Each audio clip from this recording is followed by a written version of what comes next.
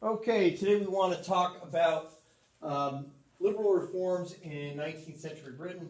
And, there are a lot of different things we could cover, like labor law, and we could cover things like Catholic relief, where they're going to have their political disabilities removed, and Jewish relief or Jewish emancipation.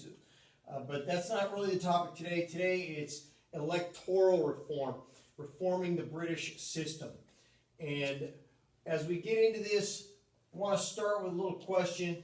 Why is Britain so different from the rest of Europe? And they really are. Way back in 1215, with the signing of the Magna Carta by King John, we start the creation of a two-headed government where you have the king and he's balanced by the parliament. In the English Civil War, 1642 to 1649, and then also the Glorious Revolution, 1688, we see the Parliament basically facing down the crown and coming out on top. The Parliament established itself as the branch of the government that is going to hold the preponderance of power. And so England really is different. And then as we go forward, there's this explosion in France, the French Revolution, major overturning of society, and there are going to be more revolutions in continental Europe, 1830, 1848. And we could even talk about the nationalist revolutions that are going to take place that will unite Germany and Italy. There are elements of this that have to do with just liberal reforms, allowing people to have representation. We don't see this in Britain, at least not on anywhere near that scale. So I think to see why Britain is different, we can look at, first of all, their heritage, which is what I've just been talking about. They have a long history of developing a sense of representation for the people, and also a long history of developing a sense of unalienable rights. And so we see, if we look at the United States, the birth of the United States, those good Englishmen on the American shore felt that their rights as Englishmen were being taken away, and they revolted. We also have some recent history to consider, and by recent, let's think about the year 1800. If the French are making a republic, if the French are getting the guillotine busy, the English don't want any part of it. It's almost your patriotic duty to be against whatever the French are doing.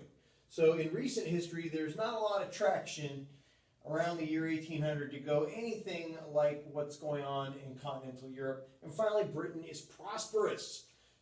They're the #1 commercial power, and they're just starting on an industrial revolution.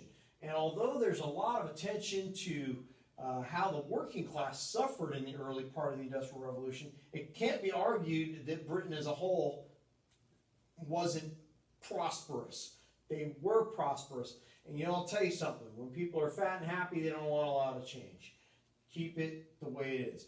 Okay, but as Britain does advance through the Industrial Revolution, as the working class grows and is disenfranchised or somehow cheated out of good representation, there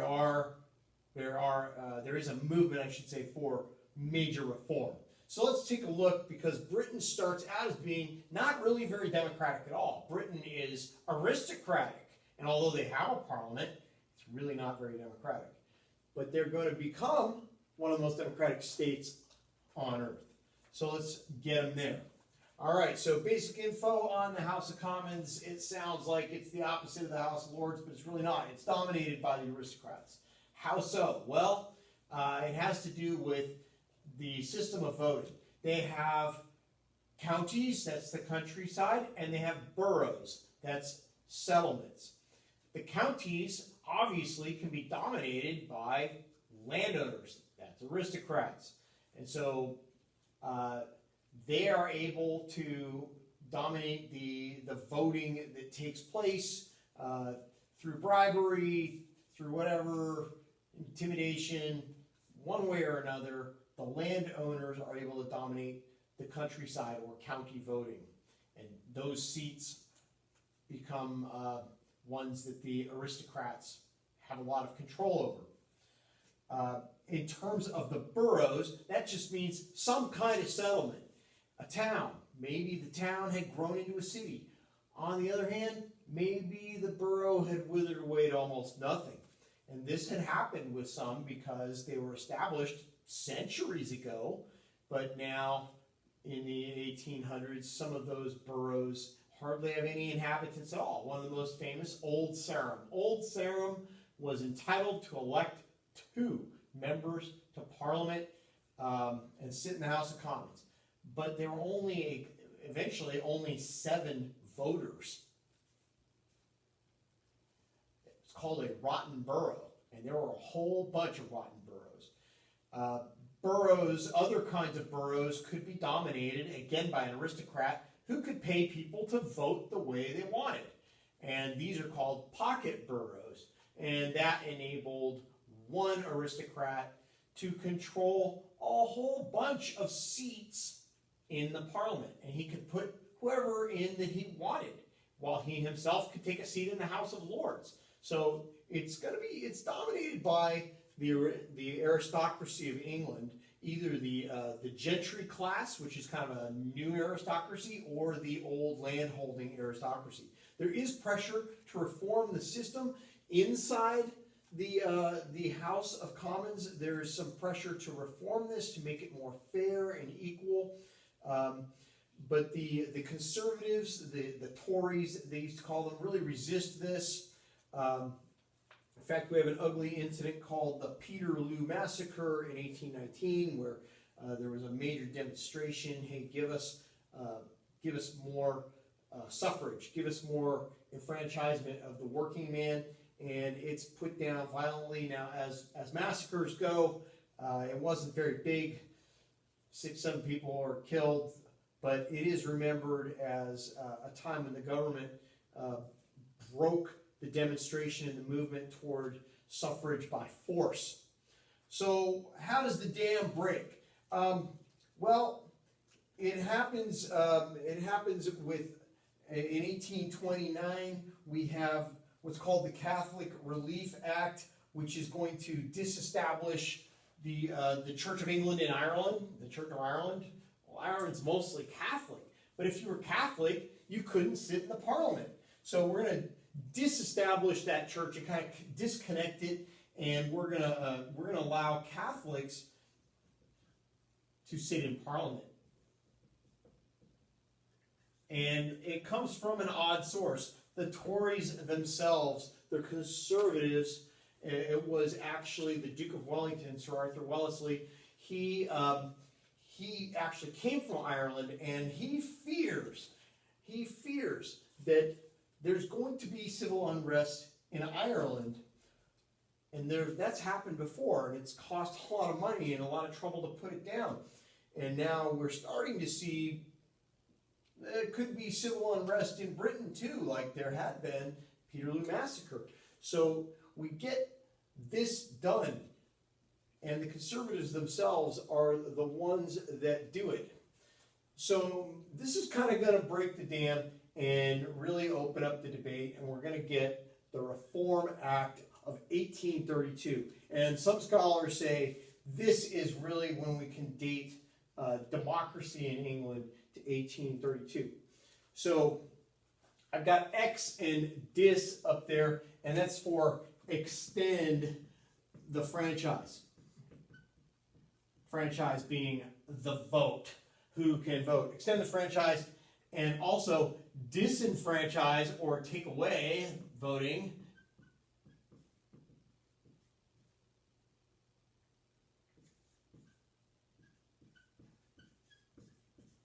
Boroughs, the rotten boroughs, not all boroughs. Certainly settlements aren't disenfranchised, but some of the old rotten boroughs and some of the pocket boroughs, actually quite a lot of them, are going to be disenfranchised, or they're going to have their number of seats cut. Meanwhile, we're going to extend the franchise, and I call it the 10-pound rule. There is a property qualification for voting, but it's not that big. If you could get 10 pounds, if you paid 10 pounds or owned property worth 10 pounds, 10 pounds of rent, then you qualified as a voter. I've got another 10 and another 5. Basically, these are fractions. Before the Reform Act of 1832, we have 1 in 10 British adult males voting. That will basically double to 1 in 5. It's a long way from universal manhood suffrage, but this is a major extension of the franchise in England. All right, so this doesn't really satisfy all the people who wanted that universal suffrage, though. And so in 1838, we have what's called the People's Charter and the Chartist movement, and then a little later, the Reform League, which wants a lot more enfranchisement of the people. And the Chartist movement particularly did use some revolutionary language.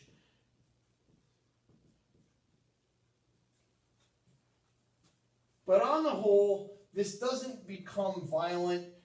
A few people do get arrested. There are quite a lot of mass demonstrations, which are generally not put down with force, but the government is frightened a few times, and particularly there's 2 incidents in Hyde Park in London in 1866, and then again in the spring of 1867. 200,000 people basically push past police barricades and enter Hyde Park. They're demonstrating for the vote.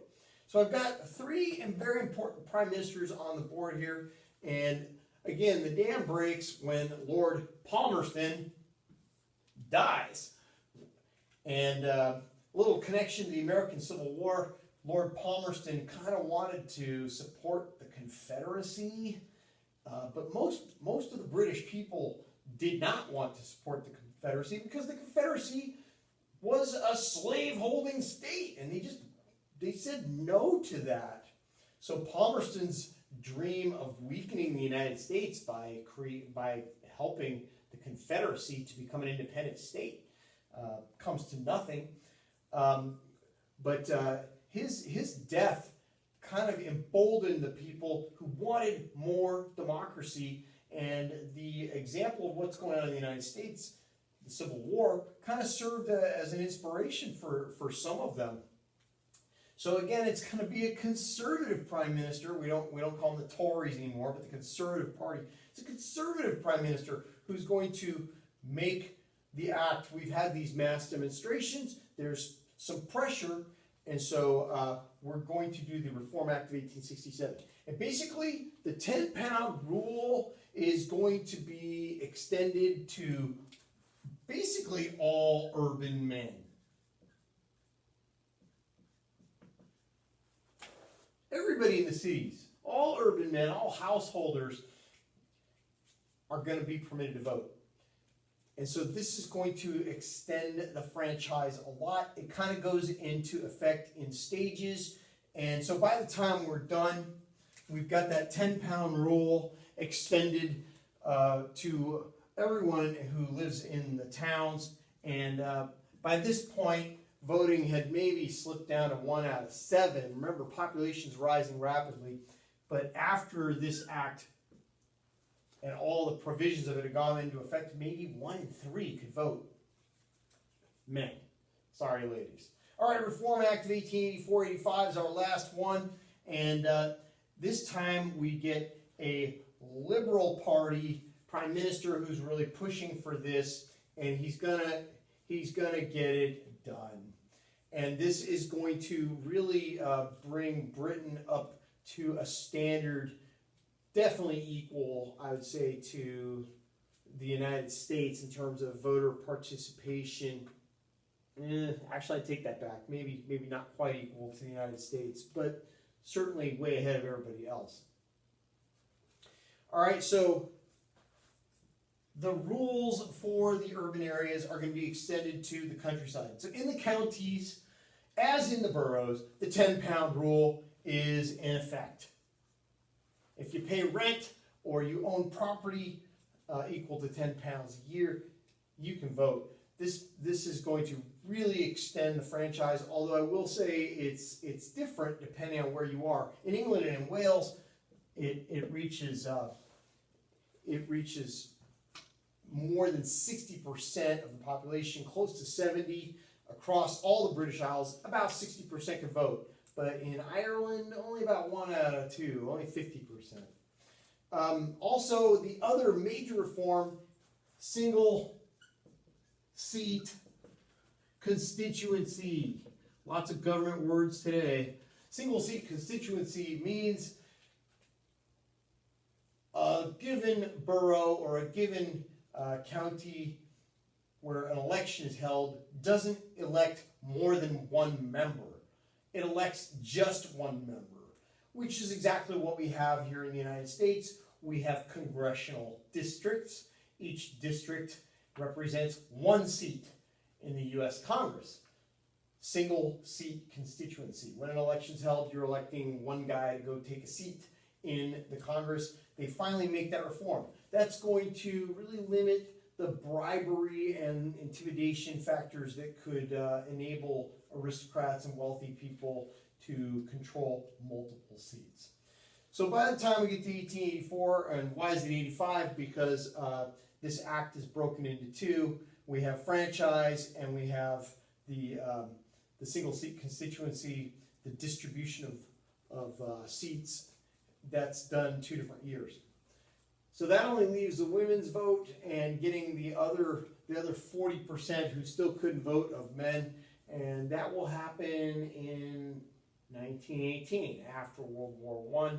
That's when we're finally going to get the other half of the population, women. They had to be 30 years old according to the 1918 law, and the rest of men who still somehow don't qualify. All right, so this is electoral reform in Britain, and see, we go from an aristocratic dominated state to being a pretty democratic state. All right, thank you very much.